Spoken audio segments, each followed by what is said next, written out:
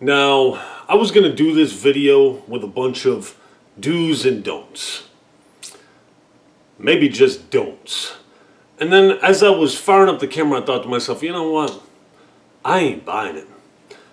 I don't care what anybody says. I didn't have a problem with that SSD. That SSD worked flawlessly on PlayStation 4 games. Now, I disconnected it improperly by not going into the settings and disconnecting it from the system before I unplugged it. I just unplugged it. I do that with my PC. I did it with my Pro. I do it with my Xbox. Never knew you had to go into the settings and disconnect it before you unplug it. I accidentally did that, but when I plugged it back in, everything was fine. Everything worked perfect. The whole updating thing started because you know I installed a bunch of PS4 games to test them out on the PlayStation 5. I always uninstalled from the console storage menu. I never clicked on the game and hit delete. I decided to do that this time. I deleted 2 games by just in the PlayStation interface without going to the settings. I just hit options and delete game. Deleted the game. A few hours later, that's when the software update came out. It would not update my PlayStation 5. But now I'm seeing that I can't even hook up the PlayStation 5 wirelessly. Can't even hook it up. There's no option. It don't even show me any networks. I think this unit was faulty to begin with, and it's a shame too because it's whisper quiet. The games load so fast. Everything plays real nice. A lot of people told me, well, just wait for another update so it cannot install that one too. It's not just going to magically install the update. There is fundamentally something wrong with the system. Here's what I can tell you. Once, and you're probably thinking, well, why not just try it? Try it and wait. Because it started messing with my online play for video games, for the games that I had installed. Cold War told me it will not allow me to play online until I update the system software. Modern Warfare did the same thing. It's just like... Anyways, now, once I started having the updating issue, I had a guy tell me try putting it in rest mode. And I had avoided rest mode. I put it in rest mode. I left it overnight, left it download a couple games, fired it up the next day. The light on the PlayStation just flashed, and then it turned off. So I was like, man, rest mode's a joke, man. Hit the controller, nothing. I had to go manually turn on the PlayStation, and luckily it booted up. The game's installed, but the system software did not. So I was going to tell you to avoid an SSD, but like I said, I had no issues, man. So many people tell me on Twitter they use rest mode religiously. So if you want to put it in rest, I would personally wait till they ironed out some issues.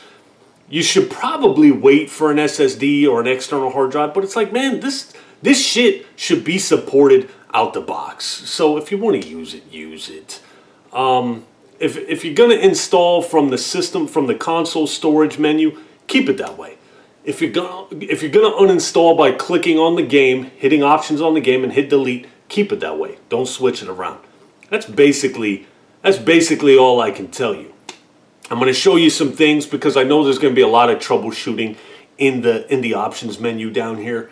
And people, trust me, I've tried everything. I built my PC from the ground up, okay? Pretty sure I can troubleshoot a console. There were some people telling me my negativity did this. There were people telling me that on Twitter last night. That my negativity serves me right. You said your PlayStation 5 was going to break. People, my shit always breaks. Okay, this isn't a leap. I'm not some prophet. My shit just breaks. My GPU has throttling issues. My PlayStation or my Sony Bravia television HDMI port 3 took a shit. My PlayStation 4 Pro, the disk drive broke. My television, the Samsung TV that I bought before this was fried the second I hooked it up.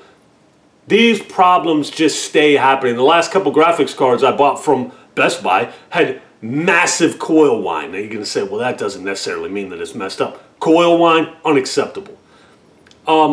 Everything I buy is just garbage. They don't know how to make shit. So it's not a leap for me to say something's going to come busted and then it's busted. But anyways, that's all I got for you. Keep watching. I'll holler at you.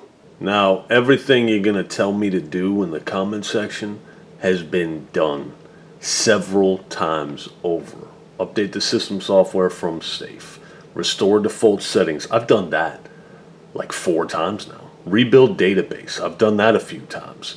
Reset the PS5. I've done that a few times. PlayStation website says this is the final and last resort. Do this last. I've tried to do this 2 different times. Wiping the USB. Reinstalling the software from the Sony website. It just says error. Nothing works. Okay, what you're currently looking at is a factory data reset. I didn't even use my PlayStation credentials.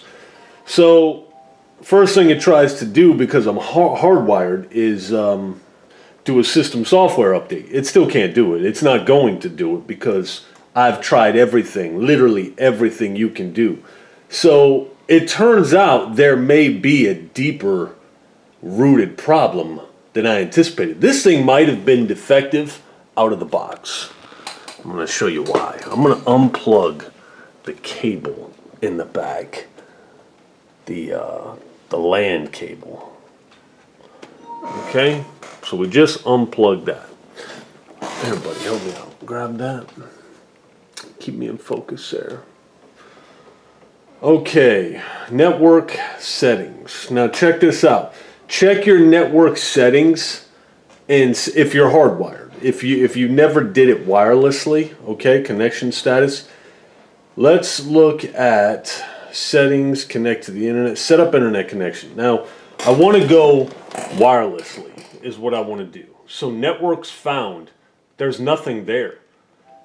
If I hit set up using, like what network is it trying to connect to? What is it doing? There's supposed to be all my available networks right here. That's all supposed to be there. Now, use Wi-Fi, set up manually, enter manually. Use WPS pin method. Boom. It craps out. It won't even, it gives the pin, but nothing happens. It wants me to enter everything manually. Like what is this? Okay, set up using WPS button. Now, okay. I'll tell you what I'll do. Well, you got to actually press the button. Wi-Fi frequency bands, that just wants me to change it. Search. Nothing. Okay, now watch. We'll hit it. We'll hit it here.